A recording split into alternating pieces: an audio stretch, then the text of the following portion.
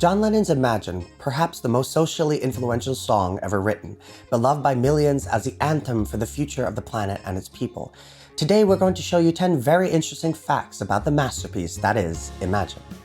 This song is about as anti-establishment as it gets. John somehow created a song about a new world order disguised as an innocuous, peaceful anthem.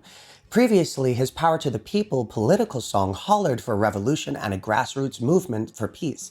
However, in a subtle turn, John not only doubled down on his expectations for the human race, but made it an easier pill to swallow.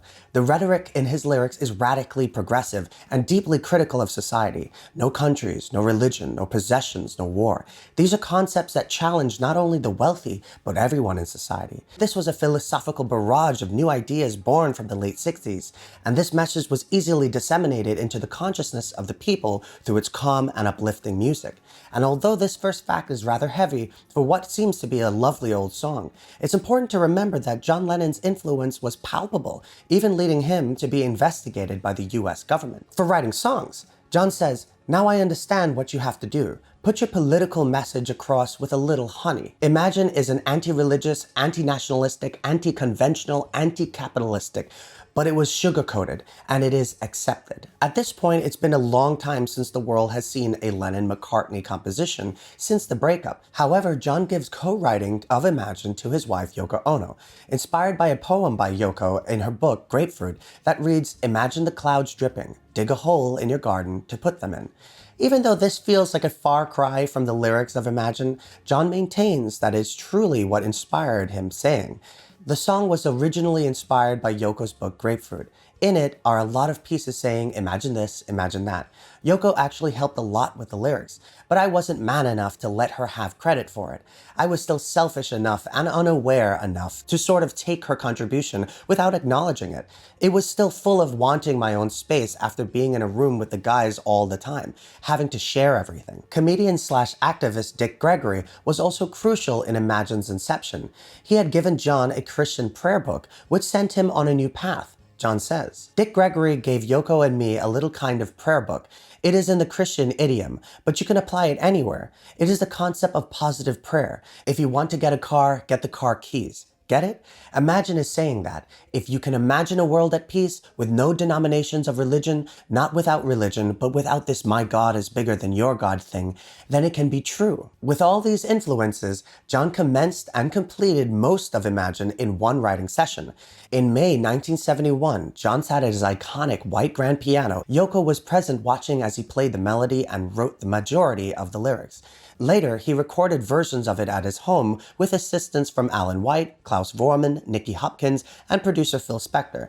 But Spector was unhappy with the acoustics of the room. So ultimately, John and Spector decided the song needed a more simple arrangement so that the message may shine through. The string sections of this song were not just played by any old Sessions musicians, but in fact members of the New York Philharmonic. In July 1971, Torrey Zito scored the string arrangement and they were overdubbed at Record Plant East in New York. John playfully dubbed these musicians the Flux Fiddlers. Oftentimes, even if the message seems clear, people have a tendency to misunderstand the artist's intentions.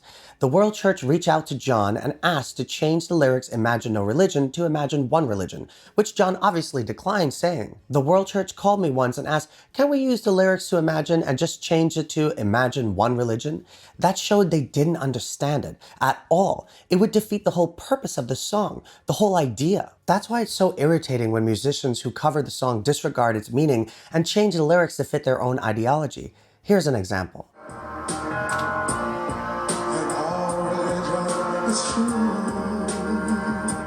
Like if you have an issue with a core statement in a song, perhaps you should have simply chosen another song? John ended his performing career on April 18, 1975, and this would be the last time he played Imagine at a concert. And he even changed the lyrics saying "nothing to kill or die for" and "no immigration too," commenting on his ongoing battle to not be deported from the United States. If anyone is clear to alter the lyrics, then of course it should be the composer of the song.